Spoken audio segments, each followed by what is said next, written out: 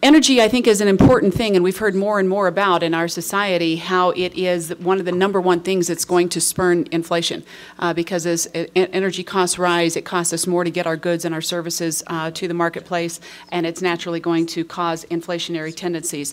And I do think this is something that we need to really guard against.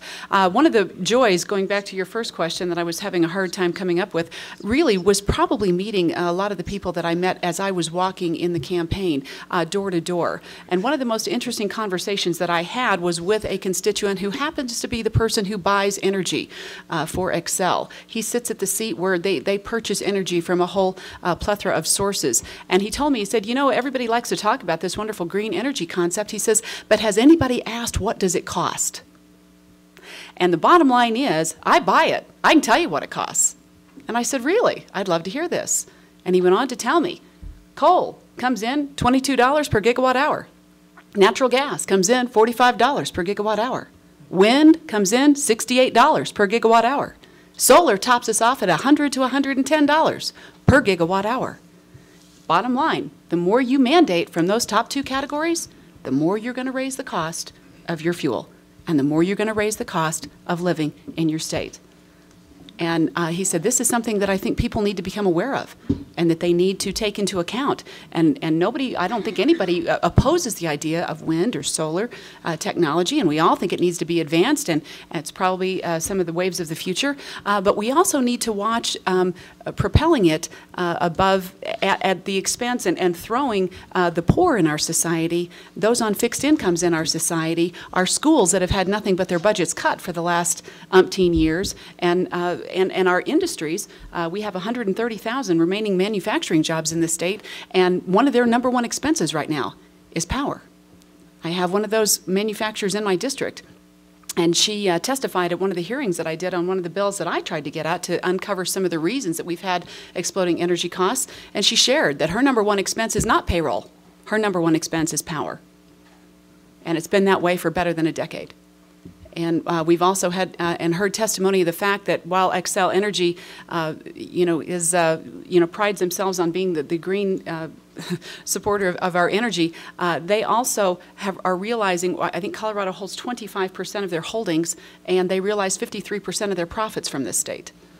That also makes a statement, and something that I think that we need to become keenly aware of. In my bill that I brought, House Bill 1222, I tried to get to the bottom of some of that because obviously Xcel could not do what they do without the okay of the Public Utilities Commission. And the Public Utilities Commission, in my bill, I asked them to come before a joint House and Senate committee, Transportation Committee, when they come already once a year and give us a report on their transportation issues, that they would also talk to us about power and rate cases and why they ruled the way that they ruled in any of the rate cases that they may have deliberated on, and simply desiring to get to greater understanding. And if to understand whatever the reasons are. If it's infrastructure costs, and if it's new power plants, fine, let's hear it. If it's, increase in green energy that's being thrown into the mix, let's hear that as well. Whatever it is, let's just understand why the rates are climbing. As an additional 5.5%, I believe, is sitting before the PUC at Xcel's request, even as we speak. So these are, just to come to greater understanding, because as I walk through my district, this was one of the greatest things that was impacting people. Two-tiered rates had just kicked into gear, and, I talked to families who said, we were going to take a vacation this year, but we had saved up a little bit of money to do that just in state.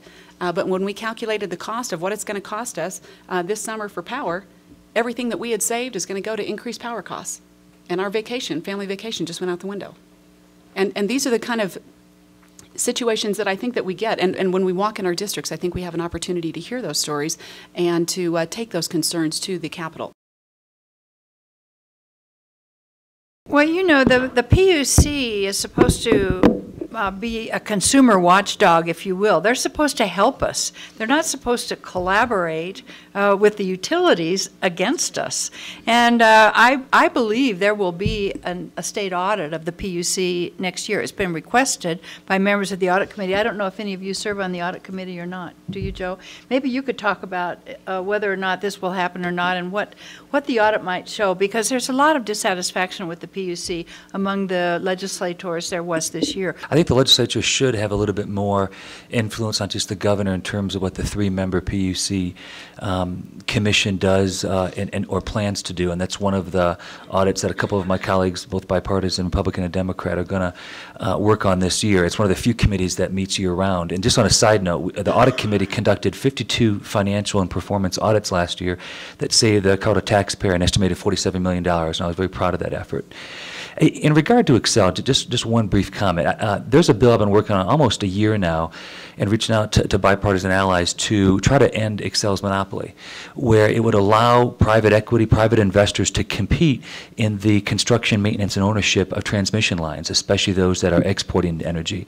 Because even Xcel will admit there's a bottleneck in terms of exporting energy. And one of the things a lot of the governors, both Republican and Democrat, in the Great Plains states talk about is something called this Great Plains Highway. Especially in North and South Dakota, there's enough wind to power just a tremendous amount of homes and offices in the western United States. And if we can build the transmission lines to connect to that, that could really be a job creator. But with Xcel having a monopoly, I've never been a big fan of those. That's where I'm getting some sentiment of support from Republicans to allow more competition in that sector. I think you might see some rates decrease. I've been involved in the regulation of the real estate finance industry or real estate industry for most of my adult life. I think that what we saw during the Ritter administration was a continuous theme of consumer protection.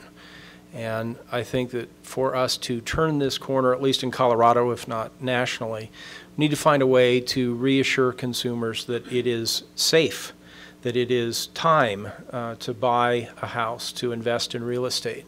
We have to wean ourselves from this attitude and this embrace of consumer protection. We, I think, have gone too far, and we have protected ourselves from ourselves.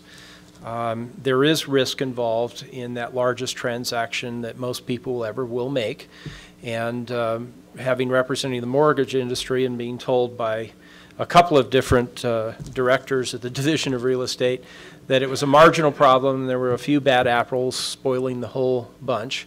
I got to sit through that and watch about 70 or 80% of the industry, the people, the products, and the companies go away. Do you have ample financing today? Probably not. Have we constructed a regulatory framework at the federal and state level that will prevent just unbelievable amounts of private capital flowing into the bond market and driving mortgage financing? Yes, I think we have created a framework where that will not happen again, at least not in the foreseeable future. So what can we do as a government? What can we do as a state government? I think that it would be very helpful, not just in looking at how we might roll back some of that regulation, provide some regulatory relief.